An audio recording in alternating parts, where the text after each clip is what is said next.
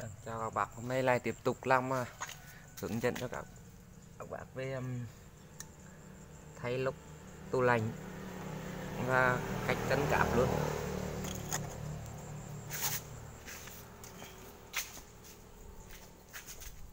Tủ lạnh Sanaki đóng. Đầu tiên là sóc hai gian để chân nóng chân lạnh cho xe trước cái đó. Nên mang không? Ừ. Kìa, hướng dẫn ấy thấy dấu viên dày đó. Hôm qua mà qua nhận được thâu nha nữa chứ? Dần dần để làm bạn qua đi để đá, cho đi bỏng lấy đá bỏng hẳn cái đó. Để mặc cái đây đi, nhận cho công ty ngon đấy chứ nữa.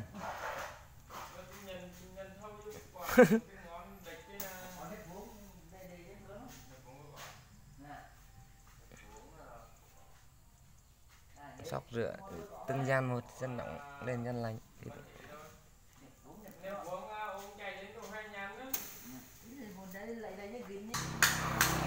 Rồi cho lốc vào, bỏ được hốt.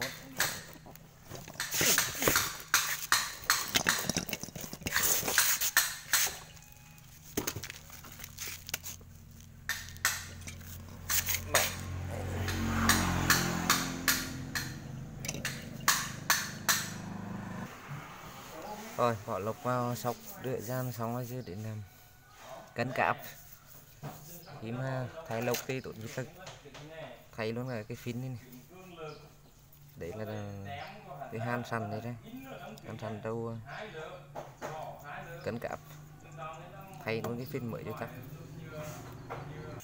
Rồi hàn lại thôi, hàn lại.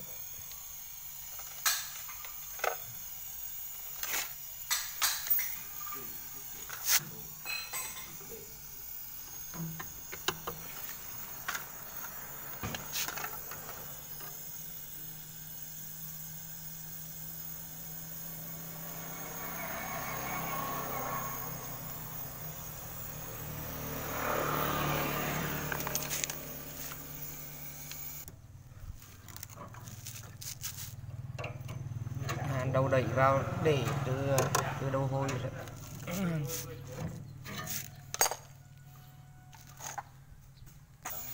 Hàn.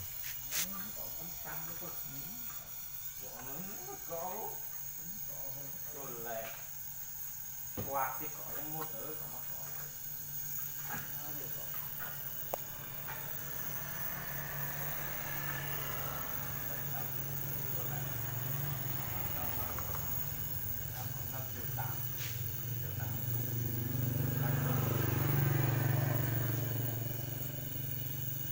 Không bao giờ có, nói thật rồi ông hề mấy bớm nó không bao giờ có. Cũng có đi mua được cái phục cho ông ta. Cái phục cái lòi mới. Không có.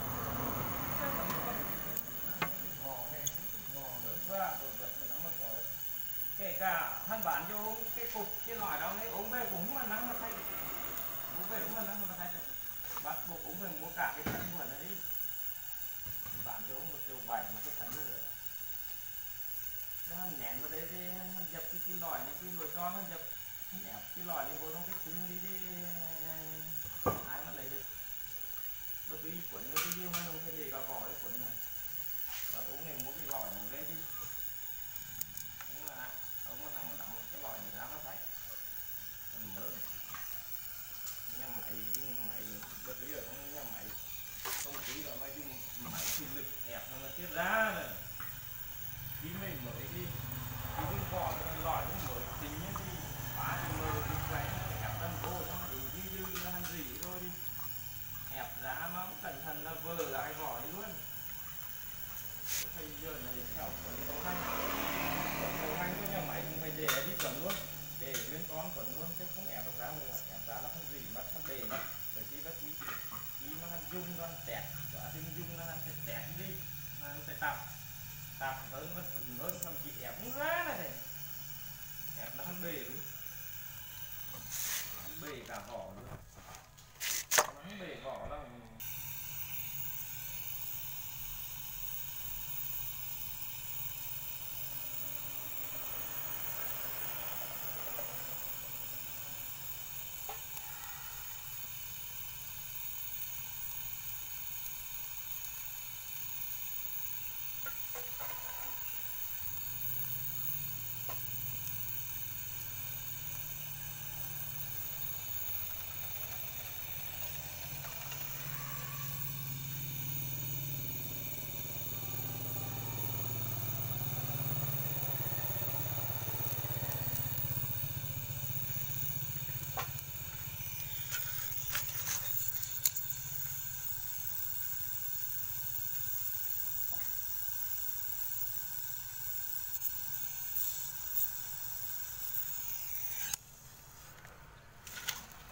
nhớ mẹ nhiều lắm.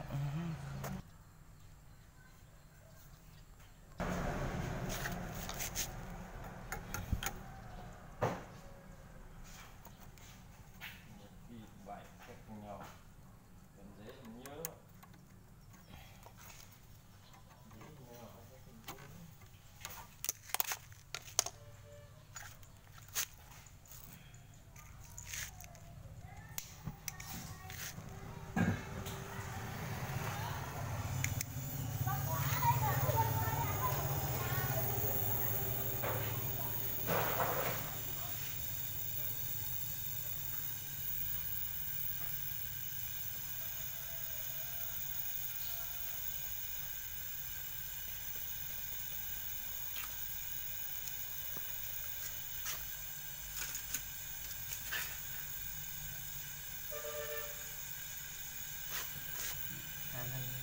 Xịt trả hết rồi.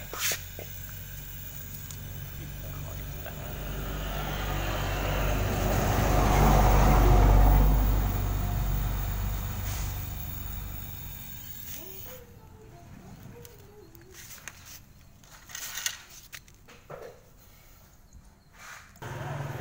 Rồi giờ đến cân cáp thôi. Cái kiểu như thấy là kiểu té đang té này như trục rạc này. Cân cáp thì trừ cái đầu hôi đi về này, đừng có không ham đầu hôi đi.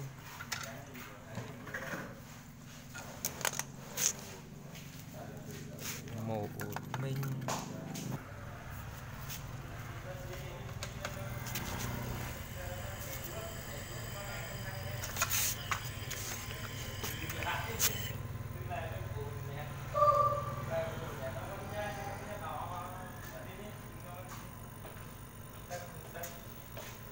cáp tủ đông thì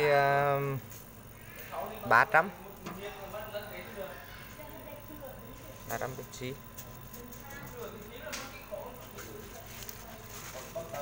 Cái là mới được 180 190.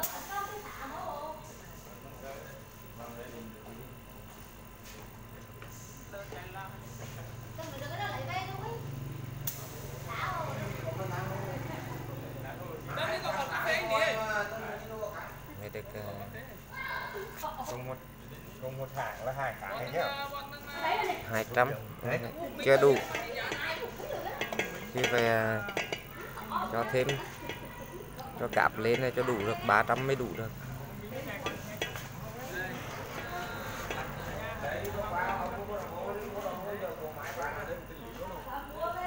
Nghe thì là chưa đủ mới được có 200. Không chạy đâu, lốc này là chạy đấy, có mới chạy. Chạy nè, đem chui dâu chạy.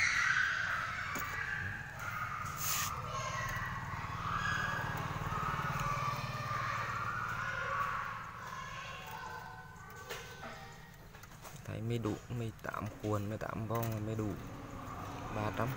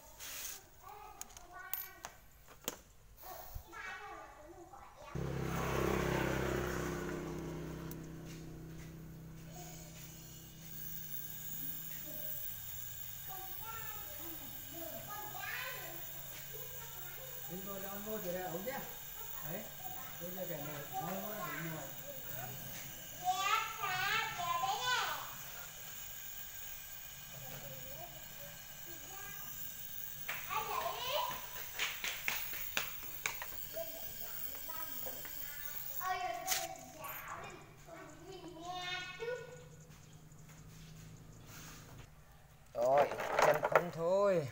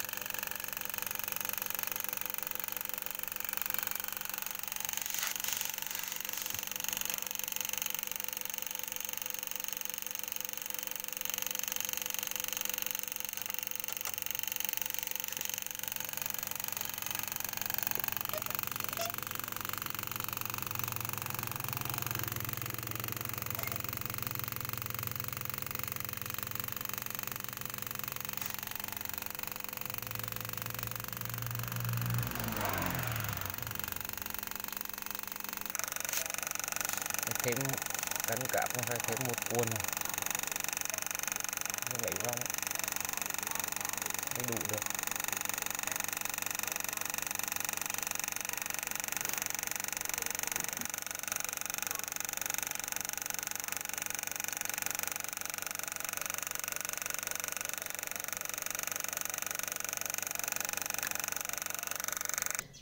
Em bơm ga, nạp ga vào thôi.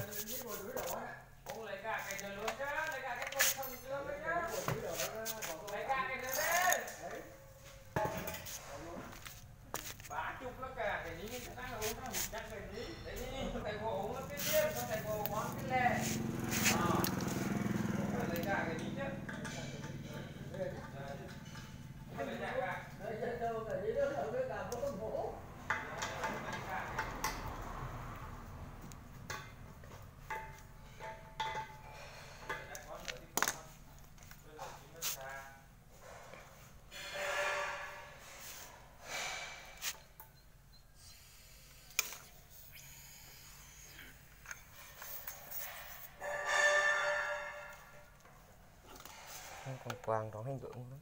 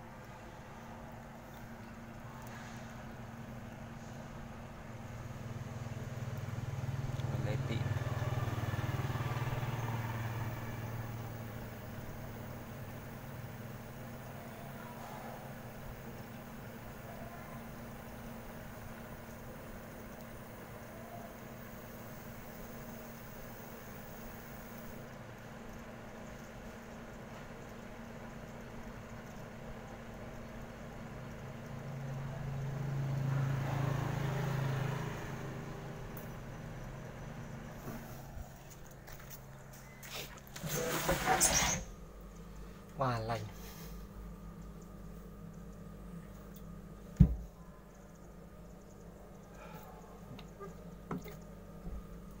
Để có một gian này. Nó lạnh thôi.